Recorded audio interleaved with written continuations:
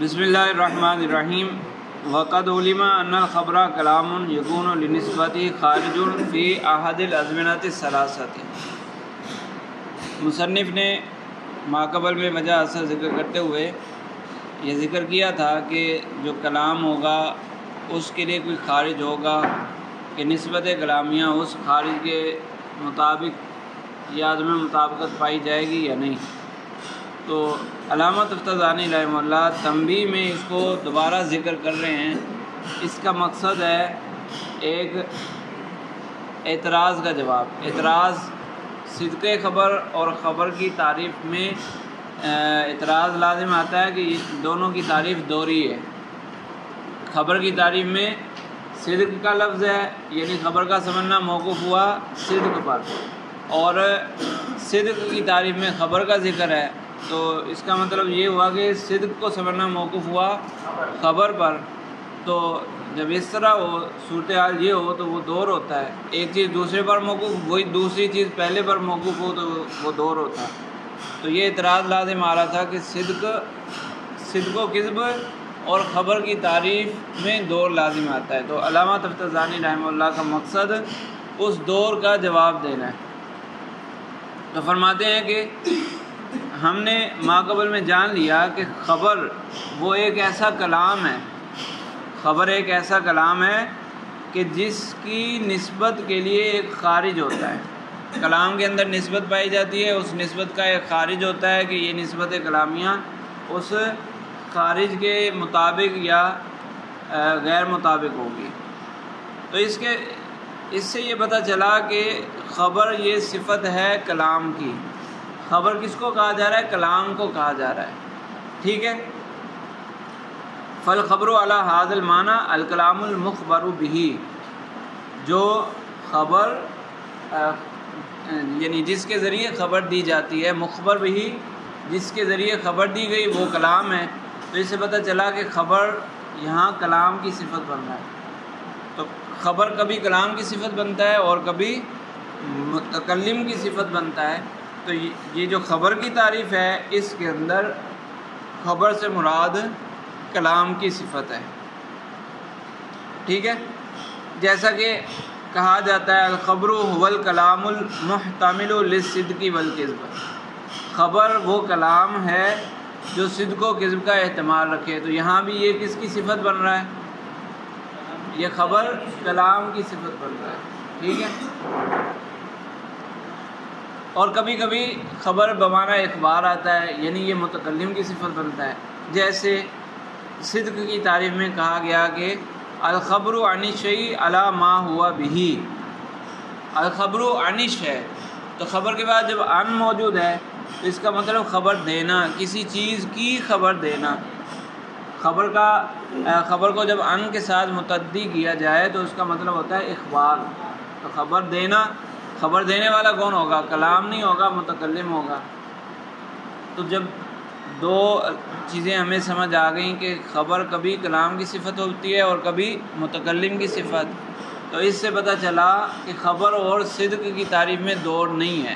وہ کیسے کہ خبر کی تعریف جہاں کی جا رہی ہے وہاں جو معرف خبر ہے اس سے مراد ہے کلام کی صفت، اور جو صدق کی تعریف کے اندر خبر ہے وہ ہے متکلم کی صفت۔ تو صدق جس پر موقوف ہے، صدق کا سمجھنا جس پر موقوف ہے وہ متکلم کی صفت ہے، اور جس کے لیے صدق موقوف علیہ بن رہا ہے وہ ہے کلام کی صفت۔ تو جب جہتیں تبدیل ہو گئی، موقوف علیہ کی جہتیں تبدیل ہو گئیں تو پھر دوڑ نہ رہا۔ تو فرماتے ہیں وقت یقال بمعنی الاخباری، کبھی کبھی خبر بمعنی اخبار بھی بولی جاتی ہے۔ کما فی قولی ما صدق هو الخبر عن الشیء علی ما هو بہ، جیسا کہ صدق کی تعریف کرتے ہوئے کہا جاتا ہے کہ هو الخبر عن الشیء علی ما هو بہ بدلیل تعدیتہ بان، اور یہاں خبر سے مراد اخبار کیسے ہے؟ کہہ رہے ہیں کہ اس کا صلہ ان آیا ہے، اور جب خبر کا صلہ ان ہو تو وہ اخبار کے معنی میں ہوتا ہے، اور اخبار متکلم کی صفت ہے۔ فلا دورہ، لہذا دوڑ نہ رہا۔ تو دور تبھی لازم آ رہا تھا کہ خبر ہی موقوف ہے اور خبر ہی موقوف علیہ بھی ہے، خبر صدق کے لیے موقوف اور پھر خبر صدق کا موقوف علیہ بھی ہے، لیکن اب جہتیں تبدیل ہو گئیں کہ موقوف اور اعتبار سے ہے، اور یعنی موقوف الگ چیز ہے، موقوف علیہ الگ چیز ہے، موقوف الگ چیز ہے اور موقوف علیہ الگ چیز ہے۔ خبر کا سمجھنا موقوف ہے صدق و کذب پر، تو یہ جو موقوف ہے یہ ہے کلام کی صفت، یہ موقوف کلام کی صفت ہے، اور موقوف علیہ یعنی صدق کا سمجھنا موقوف ہے خبر پر، تو وہ جو موقوف ہے موقوف علیہ وہ موقوف علیہ متکلم کی صفت ہے، تو اب تو دوڑ نہ رہا۔ تو ایک جواب یہ ہو گیا کہ صدق و کذب اور خبر کی تعریف میں دوڑ نہیں ہے، اور دوسرا جواب وہ یہ ہے کہ واحداً الصدق والکذب یوصف بہما الکلام والمتکلم، کہہ رہے ہیں اسی طرح صدق و کذب کو دیکھیں تو صدق و کذب بھی کبھی کلام کی صفت بنتے ہیں، کبھی متکلم کی صفت بنتے ہیں۔ پہلا جواب ہے خبر کے اعتبار سے، کیونکہ خبر موقوف بھی بن رہا تھا موقوف علیہ بھی، تو اس اعتبار سے جواب دے دیا کہ موقوف الگ اعتبار سے ہے اور جہت، اور موقوف علیہ الگ اعتبار سے الگ جہت سے ہے، تو یہ خبر کی طرف سے جواب دے دیا۔ اب جو دور میں دونوں ہی موقوف بھی ہوتے ہیں موقوف علیہ بھی ہوتے ہیں، تو صدق بھی موقوف بھی ہے اور موقوف علیہ بھی ہے، تو اب دوسرا جواب صدق کی طرف سے ہے کہ اگر صدق کو لیں تو اس میں بھی دو اعتبار ہے، صدق کبھی کلام کی صفت بنتا ہے اور کبھی متکلم کی صفت۔ کیسے؟ کبھی کلام کو کہا جاتا ہے یہ کلام سچا ہے، اور کبھی متکلم کو کہا جاتا ہے یہ متکلم سچا ہے، دونوں کے لیے استعمال ہوتا ہے۔ جب دونوں کے لیے استعمال ہوتا ہے تو اب جو ہمارے پاس دو جگہ استعمال ہوا تھا، ایک خبر کی تعریف میں اور ایک صدق کی تعریف کا معرف، خبر کی تعریف کے اندر معرف کے اندر ذکر ہوا اور صدق کے لیے معرف بن رہا ہے۔ صدق کی تعریف خبر کی تعریف میں ہے ما یحتمل الصدق والکذب، اور صدق کی جب تعریف کرتے ہیں صدق معرف بنتا ہے، هو الکلام وہ هو الخبر عن الشیء علی ما ہوا به، تو فرماتے ہیں والمذکور فی تعریف الخبر صفات الکلام، اور جو خبر کی تعریف میں صدق موجود ہے وہ کلام کی صفت بن رہا ہے، کیونکہ تعریف کیا کی الخبر هو الکلام المحتمل للصدق والکذب، کلام صدق اور کذب کا احتمال رکھے، صدق کہاں پایا جائے گا پھر؟ کلام کے اندر۔ اچھا، اور دوسری جو تعریف کی تھی مصنف نے پیچھے کہ کلام کی ایک ایسی نسبت ہو، کلام کے اندر جو نسبت پائی جائے وہ خارج کے مطابق ہو، تو خارج کے مطابق ہوگی تو وہ کلام سچا ہوگا، صدق ہوگا یعنی کلام سچا ہوگا، تو یہ صفت بنی کلام کی۔ اور جو معرف ہے صدق معرف ہے، الخبر عن الشیء، صدق کیا ہے؟ الخبر عن الشیء علی ما ہوا به، خبر دینا، خبر دینے والا کون ہے؟ متکلم، تو صدق کس کی صفت بنے گا؟ متکلم کی۔ تو اب موقوف علیہ کی جہتیں تبدیل ہو گئی، صدق موقوف بھی ہے موقوف علیہ بھی، لیکن جہاں صدق موقوف علیہ ہے، جہاں صدق موقوف علیہ ہے وہ کلام کی صفت ہے، اور جہاں صدق موقوف ہے وہ متکلم کی صفت ہے، تو دو لازم نہیں آیا، ٹھیک ہے۔ فرماتے ہیں وَأَيْضًا الصِّدْقُ وَالْكِذْبُ يُوصَفُ بِهِمَا الْكَلَامُ وَالْمُتَكَلِّمُ، صدق اور کذب یہ دونوں کلام کی بھی صفت بنتی ہیں اور متکلم کی بھی۔ والمذکور فی تعریف الخبر صفت الکلامی بمعنی مطابقت نسبتی للواقع وعدمها، کہہ رہے ہیں کہ خبر کی تعریف کے اندر جو صدق موجود ہے وہ کلام کی صفت بن رہا ہے، کس طرح کہ وہاں یہ کیا کہا گیا کہ کلام کی نسبت کا واقع کے مطابق یا عدم مطابق ہونا۔ والخبر عن الشیء بأنه کذا، اور جو صدق کی تعریف کے اندر صدق کی تعریف ذکر کی نا، تو صدق جو معرف بن رہا ہے وہاں صدق سے کیا مراد ہے؟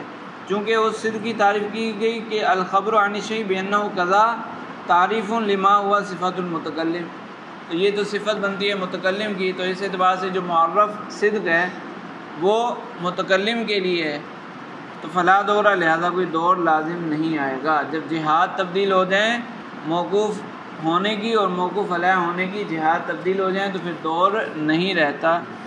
اس لیے دونوں طرف سے دیکھیں، جو دو چیزیں تھیں جن میں دور بن رہا تھا، خبر اور صدق تھا یا خبر اور کذب تھا، تو جس کو بھی اٹھا کر دیکھیں گے، خبر کو اٹھا کر دیکھیں گے تو جہت تبدیل ہو جائے گی، موقوف علیہ کی جہت تبدیل ہو جائے گی۔ اسی طرح صدق کو یا کذب کو دیکھیں گے تو اس کے موقوف ہونے اور موقوف علیہ ہونے کی جہت تبدیل ہو جائے گی، تو دور باقی نہیں دے گا۔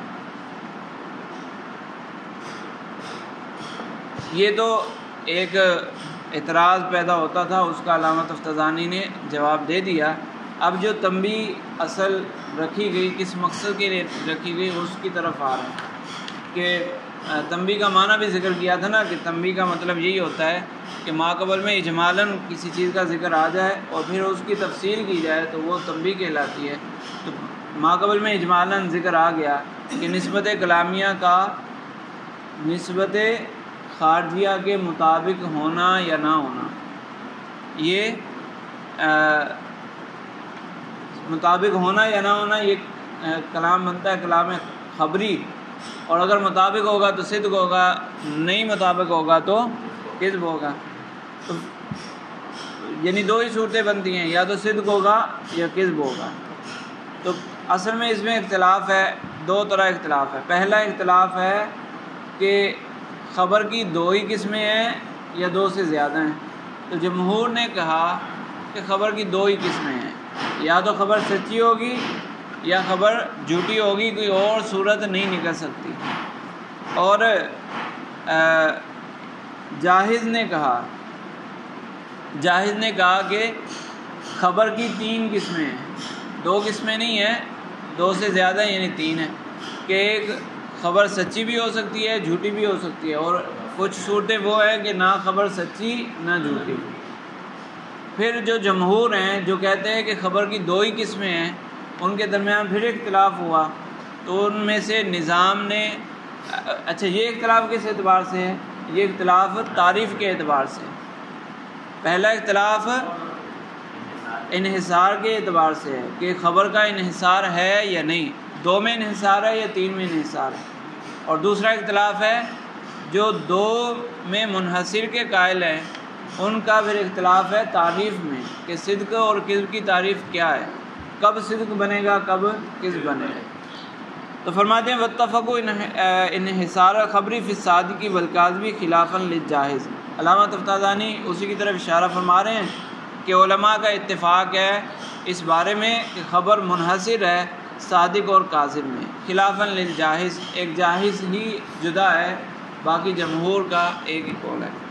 ثم اختلف القائلون بالانحصار فی تفسیرہما، تو پھر اس کے بعد جو جمہور انحصار کے قائل ہیں ان کا اختلاف پیدا ہوا صدق اور کذب کی تعریف میں۔ فذهب الجمہور الی ما ذکرہ المصنف بقولہ، تو آگے جو مصنف نے تعریف ذکر کی ہے صدق اور کذب کی، یہ جمہور کے قول کے مطابق ہے۔ نظام کی تعریف پھر اس کے بعد ذکر کی جائے گی۔ تو مصنف نے تعریف ذکر کرتے ہوئے کہا صدق الخبری مطابقتہ للواقع وکذبہ عدمہا، یہ مصنف نے تعریف کی۔ صدق الخبر کیا ہے؟ مطابقتہ یعنی مطابقت الخبری للواقع، خبر کا واقع کے مطابق ہونا، اور کذب خبر کیا ہے؟ خبر کا واقع کے مطابق نہ ہونا۔ ٹھیک ہے، تو علامہ تفتزانی اس کی کچھ وضاحت کر رہے ہیں۔ اے مطابقت حکم ہی صدق الخبری مطابقتہ، ہو ضمیر جو مطابقت کے ساتھ لگی ہوئی ہے، مرجع اس کا خبر بن رہا ہے، اس کا مرجع خبر ہے، تو خبر واقع کے مطابق ہوگی۔ علامہ تفتزانی نے اس کی وضاحت کر دی کہ خبر نہیں بلکہ خبر کے اندر اصل مقصود نسبت ہوتی ہے، نسبت حکمیہ، نسبت خبریہ، نسبت تامہ۔ اے مطابقت حکم ہی، خبر کے حکم یعنی نسبت تامہ کا مطابق ہونا۔ فإن رجوع الصدق والکذب فإن رجوع صدقی، یہ علامہ تفتزانی رحمہ اللہ نے خبر کی بجائے حکم کیوں نکالا، نسبت کیوں نکالا، اس کی وجہ بھی ذکر کر رہے ہیں کہ صدق اور کذب دراصل نسبت کی صفتیں بنتی ہیں، یعنی صدق اور کذب کا جو حکم لگا دیا جاتا ہے، فیصلہ سنایا جاتا ہے کہ یہ صدق ہے یا کذب ہے، وہ پہلے نمبر پر نسبت کے لیے فیصلہ سنایا جاتا ہے، پھر نسبت کے واسطے سے پورے جملے کو سچا یا جھوٹا کہا جاتا ہے۔ تو چونکہ بالرسالت صدق اور کذب کس کی صفت ہے؟ نسبت حکمیہ کی، تو اس لیے انہوں نے وہ مرجع متعین کر دیا۔ فَإِنَّ رُجُوعَ الصِّدْقِ وَالْكِذْبِ إِلَى الْحُكْمِ أَوَّلًا وَبِالذَّاتِ وَإِلَى الْخَبْرِ ثَانِيًا وَبِالْوَاسِطَةِ، کہنے صدق اور کذب کا رجوع اس نسبت تامہ کی طرف اولاً اور بالذات ہوتا ہے، اصالتاً ہوتا ہے، وَإِلَى الْخَبْرِ اور جو پورا جملہ ہے الفاظ کا مجموعہ، اس کی طرف صدق کا رجوع، صدق کا ان الفاظ کی صفت بننا، یہ ثانیاً اور بالواسطہ ہوتا ہے، ٹھیک ہے، بالتبع ہوتا ہے۔ تو مطابقتہ للواقع، اب نسبت تامہ کا واقع کے مطابق ہونا، نسبت تامہ کا واقع کے مطابق ہونا یہ صدق ہے۔ تو واقع سے کیا مراد ہے؟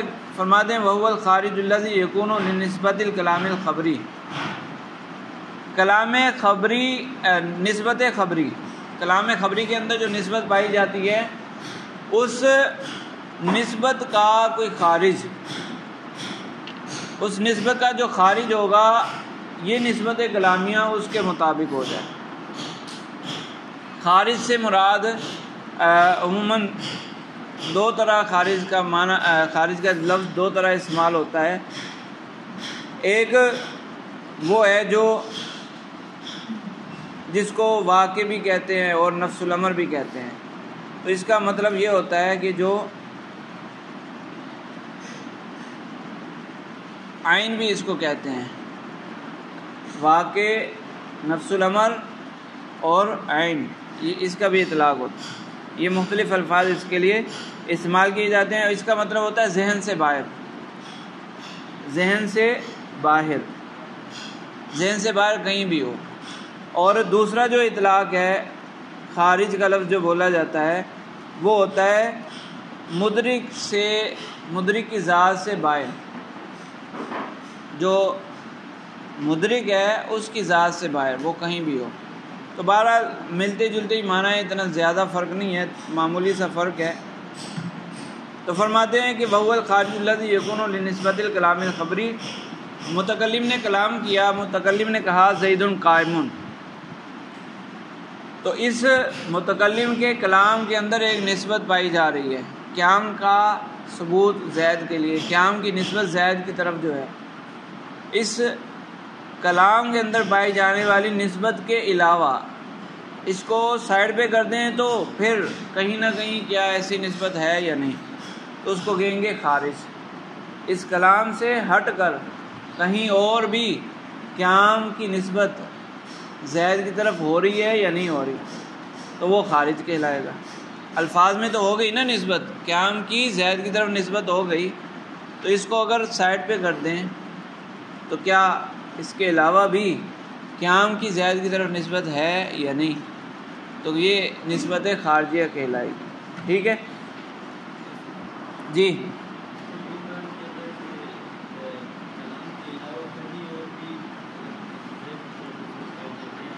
ہاں نہیں، خیال میں نہیں، خیال میں نہیں، جب زید قائم کہا تو زید چونکہ خارج میں پایا جاتا ہے، اس لیے قیام کی نسبت بھی خارج میں ہی ہوگی۔ جو چیزیں عقلی ہیں وہ اس کا پھر کہا جاتا ہے، جیسے میں یہ کہوں کہ تمہارے ذہن میں یہ چل رہا ہے، تو میری بات درست کب ہوگی؟ جب واقعی تمہارے ذہن میں یہ چل رہا ہو، تمہارے ذہن میں یہ خیال آیا ہے، تمہارے ذہن میں یہ بات آئی ہے، تو یہ درست تبھی ہوگی، یعنی میرا یہ کہنا درست تبھی ہوگا جب واقعی آپ کے ذہن میں وہ بات چل رہی ہوگی۔ تو بس اس کلام سے ہٹ کر کہیں بھی جہاں وہ ہو سکتی ہے ایسے تو میں نے کوئی کلام بولا اور آپ نے بھی وہ فرض کر لیا تو اس کو تو صدق نہیں کہیں گے. جہاں وہ ہو سکتی ہے وہاں نسبت ہو تو پھر صدق بنے گا. صحیح ہے. تو فرماتے ہیں وَهُوَ الْخَارِجُ الَّذِي يَكُونُ لِنِسْبَةِ الْكَلَامِ الْخَبْرِ، واقع سے مراد وہ خارج ہے جو کلام خبری کی نسبت کے لیے ہوتا ہے، اس سے خارج ہوتا ہے. وَكِذْبُ عَدْمُ مُطَابَقَتِهِ لِلْوَاقِعِ، کذب خبر کیا ہوگا؟ خبر کا یعنی نسبت حکمیہ کا واقع کے مطابق نہ ہونا.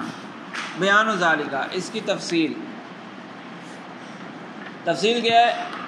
فرماتے ہیں کہ ان الکلام الذی دل علی وقوع نسبت بین الشیئین،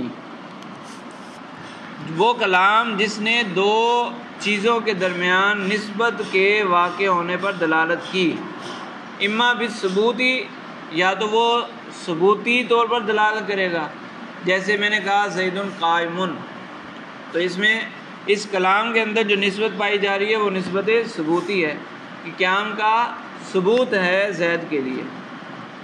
بأن ھذا ذاک، نسبت ثبوتی کس طرح ہوگی کہ یہ یوں ہے، یہ ہے، یا یہ وہ ہے. بأن ھذا ذاک، یہ وہ ہے، یعنی زید قائم، یہ لے لیں. او بالنفی، یا نسبت نفی والی ہوگی، کلام کے اندر جو نسبت پائی جائے گی، جو تعلق پایا جائے گا وہ نفی والا ہوگا. بأن ھذا لیس ذاک، یہ وہ نہیں ہے، زید لیس بقائم، قیام کا ثبوت نہیں ہے زید کے لیے، یا قیام کا سلب ہے زید سے، قیام کا زید سے تعلق نہیں ہے، تو یہ نفی ہو جائے گی. فما قطع النظر اما فی الذہن من النسبت،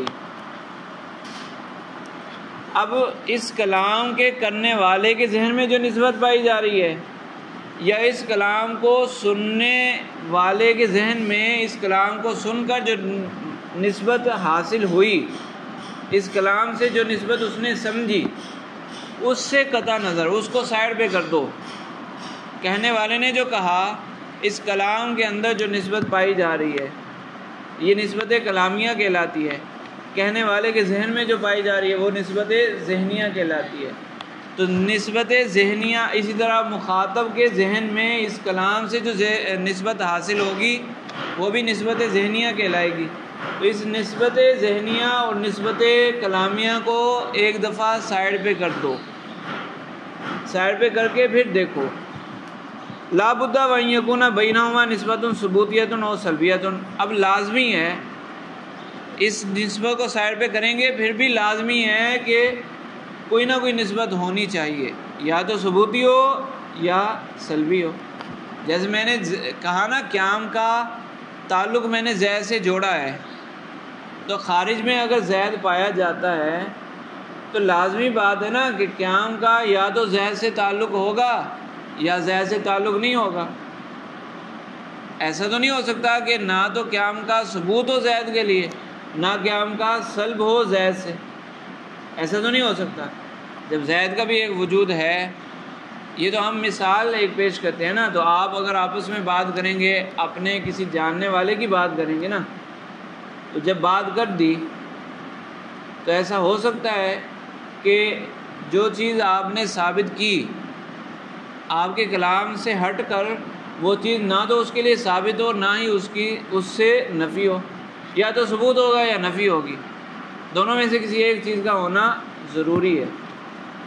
کوئی تیسری راہ نکلتی ہے، اتفاق نقیضین بن جائے گا نا پھر تو اتفاق نقیضین تو محال ہے. جیسے میں کہوں کہ فرحان کے پاس بائک ہے، فرحان کے پاس بائک ہے، اب خارج میں بائکیں پائی جاتی ہیں یا نہیں؟ فرحان بھی موجود ہے، اب بائک کی نسبت فرحان کی طرف یا تو ہوگی یا نہیں ہوگی، یعنی یا تو یہ مالک ہوگا یا نہیں ہوگا، تیسری راہ کوئی نہیں نکل سکتی. تو اسی لیے کہا کہ قطع نظر اس نسبت کلامیہ، نسبت ذہنیہ کے اگر ان کو سائڈ پہ کر دیں، پھر بھی لا بدہ، پھر بھی ضروری ہے وَإِن يَكُونَ بَيْنَهُمَا نِسْبَةٌ ثُبُوتِيَّةٌ أَوْ سَلْبِيَّةٌ، کہ ان دو چیزوں کے درمیان یا تو ثبوتی نسبت ہو یا سلبی نسبت ہو. لِأَنَّهُ إِمَّا يَكُونَ هَذَا ذَاكَ، کیونکہ اس نسبت کلامیہ کو ہٹا کر پھر بھی یا تو یہ وہ ہوگا یا یہ وہ نہیں ہوگا، یا تو یہ وہ ہوگا یا یہ وہ نہیں ہوگا۔ میں نے کہا گلاس شیشے کا ہے، تو میرے کہنے سے ہٹا کر دیکھیں تو یا تو گلاس شیشے کا ہوگا یا گلاس شیشے کا نہیں ہوگا۔ فمطابقۃ هذه النسبۃ الحاصلۃ فی الذہن المفہومۃ من الکلام، تو وہ نسبت جو کلام کے اندر پائی جاتی تھی اور اس کلام سے مخاطب نے نسبت کو سمجھا تھا اور اس کے ذہن میں نسبت آ گئی تھی، یا متکلم کے ذہن میں پہلے سے وہ نسبت موجود تھی، تو کہہ رہے ہیں کہ اس نسبت کا ذہن کے اندر پائی جانے والی اور کلام کے اندر پائی جانے والی نسبت کا مطابق ہونا لتلک النسبۃ الواقعۃ الخارجۃ، اس کلامی اور ذہنی نسبت کا خارجی نسبت کے مطابق ہونا۔ مطابق کیسے ہونا؟ بأن تکون ثبوتیتین، یا تو یہ دونوں نسبتیں ثبوتی ہوں، کلام میں بھی ثبوت پایا جا رہا ہے اور ویسے بھی ثبوت پایا جا رہا ہے۔ میں نے کہا فرحان کے پاس بائک ہے، کلام میں ثبوت ہے ویسے بھی ثبوت ہے۔ میں نے کہا یہ گلاس شیشے کا ہے، کلام میں بھی شیشے کا گلاس کے لیے ثبوت ہے اور ویسے بھی ثبوت ہے۔ یا سلبی ہو، دونوں ہی سلبی ہوں، کلام میں ہو کہ فرحان کے پاس بائک نہیں ہے اور ویسے بھی بائک نہ ہو، میں کہوں یہ گلاس شیشے کا نہیں ہے اور ویسے بھی گلاس شیشے کا نہ ہو، تو مطابقت ہو گئی۔ تو اس مطابقت کو جب مطابقت پیدا ہو جائے تو اس کو کہیں گے صدق۔ ان تکون ثبوتیتین اور سلبیتین، اگر دونوں ثبوتی یا دونوں سلبی ہوں تو یہ صدق ہے۔ وعدمھا کذب، اور اگر مطابقت نہ ہو یعنی ایک ثبوتی ایک سلبی ہو، یا تو کلام میں ثبوتی ہے اور کلام سے ہٹ کر سلبی ہے، یا کلام میں سلبی ہے اور کلام سے ہٹ کر ثبوتی ہے۔ میں کہوں یہ گلاس شیشے کا نہیں ہے اور میرے کلام سے ہٹ کر یہ گلاس شیشے کا ہے، تو مخالفت ہو گئی۔ اور میں کہوں فرحان کے پاس بائک ہے اور میرے کلام سے ہٹ کر اس کے پاس بائک نہ ہو، تو یہ بھی مخالفت ہو گئی، مطابقت نہ پائی گئی، تو اس کو کہیں گے کذب۔ وہذا معنی مطابقت الکلامی للواقع والخارجی وما فی نفس الامر، کہنے کہ اب اس کو مختلف انداز سے بیان کیا جاتا ہے۔ کبھی کہا جاتا ہے کہ کلام واقع کے مطابق ہے، کبھی کہا جاتا ہے کلام خارج کے مطابق ہے، کبھی کہا جاتا ہے کلام نفس الامر کے مطابق ہے، ما فی نفس الامر، جو کچھ نفس الامر میں اس کے مطابق ہے۔ تینوں کا ایک ہی مطلب ہے، کیونکہ واقع خارج نفس الامر یہاں پر ایک ہی معنی میں ہے۔ اس کا مطلب صرف یہ ہے کہ کلام اور ذہن کے اندر پائی جانے والی نسبت سے ہٹ کر کہیں بھی ہو، ٹھیک ہے۔ فَإِذَا قُلْتَ أَبِيُّ وَأَرَدْتَ بِهِ الْإِخْبَارَ الْحَالِيَّ، تو لہٰذا جب تم نے لفظ ابیو کو استعمال کیا کہ میں خریدتا ہوں یا میں بیچتا ہوں، یہ لفظ استعمال کیا، وَأَرَدْتَ بِهِ الْإِخْبَارَ الْحَالِيَّ، اور تمہارا مقصود ہو حال کی خبر دینا، فلا بد له من وقوع بین خارج حاصل بغیر هذا اللفظ، تو یہ سچا تبھی ہوگا، ابیو سچا تبھی ہوگا جب اس لفظ کے علاوہ اس وقت خارج میں کوئی بے پائی جائے، اس لفظ کے علاوہ کسی اور طریقے سے کوئی بے پائی جائے، ٹھیک ہے۔ بغیر هذا اللفظ یقصد مطابقته لذلك الخارج، کہ اس لفظ کی اس خارج سے مطابقت کا لحاظ کیا جائے۔ جیسے آپ کلاس میں بیٹھے ہیں، آپ کہیں میں پڑھتا ہوں اور کتاب کھول کے پڑھنا شروع ہو جائیں، تو آپ کا کلام خارج کے مطابق ہو گیا۔ لیکن ابھی یہاں بیٹھے بیٹھے میں بائک خریدتا ہوں، میں ابھی بائک خریدتا ہوں، اور یہاں بیٹھے بیٹھے کیسے خریدیں گے؟ تو یہ غلط ہو جائے گا۔ ارے فرض کر لو نا، نہیں خرید سکتے، ابھی فرض کر لو کیا ہو گیا۔ بخلاف بیت الانشائی، لیکن اگر بیت الانشائی کہا تو فإنه لا خارج له، اس کا کوئی خارج ہی نہیں ہے کہ یقصد مطابقت ہو، کہ اس کی مطابقت یا عدم مطابقت کو دیکھا جائے. بل البیع یحصل فی الحال بهذا اللفظ، کیونکہ بیع اس لفظ سے پیدا ہوگی. وہذا اللفظ موجد له، اور یہی لفظ اس کا موجد ہے. یہاں کہنے کا مطلب، یہ آخری بات کرنے کا مقصد ان کا یہ ہے کہ بعض اوقات ایسا ہوتا ہے کہ ایک ہی کلام خبر بھی بنتا ہے، ایک ہی کلام وہی کلام انشاء بھی بنتا ہے. تو فرق کیا ہوگا؟ ہمیں کیسے پتہ چلے گا کہ اس جگہ یہ کلام انشاء ہے یا خبر ہے؟ بیتو اور ابیو دو ذکر کیے نا، تو دونوں ہی ظاہراً تو ایک جیسے کلام ہیں، ایک ماضی ہے ایک مضارع ہے یا حال ہے. ظاہراً تو دونوں ایک ہیں، یا دونوں جگہ ہی بیتو لکھ لو، دونوں جگہ بیتو مراد لے لیں، تو ظاہراً دونوں ایک جیسے ہیں، ظاہراً دونوں ایک جیسے ہیں. لیکن فرق کیسے ہوگا؟ کب ہم صدق و کذب ڈھونڈیں گے اور کب صدق و کذب نہیں ڈھونڈیں گے؟ تو آپ دکان پر گئے اور دکان میں جا کر کہا بیتو، تو وہاں صدق و کذب ڈھونڈنے کی ضرورت نہیں ہے، کیونکہ یہاں خارج سے مطابقت مقصود ہی نہیں ہے، بلکہ اس کے ذریعے بیع کا وجود لایا جا رہا ہے. اور آپ آ کر اپنے کسی دوست کو بتاتے ہو بیتو، میں نے بیچ دیا یا میں نے خرید لیا، تو وہاں پر پھر صدق و کذب ڈھونڈنا پڑے گا، کیونکہ یہاں مقصود کیا ہے؟ مطابقت پیدا کرنا، خارج ہونا ضروری ہے یہاں پر. تو خبر میں خارج ہونا ضروری ہے، انشاء میں خارج ہونا ضروری نہیں ہے. جہاں خارج ہوگا پھر وہاں صدق و کذب آئے گا، جہاں خارج نہیں وہاں صدق و کذب بھی نہیں آئے گا.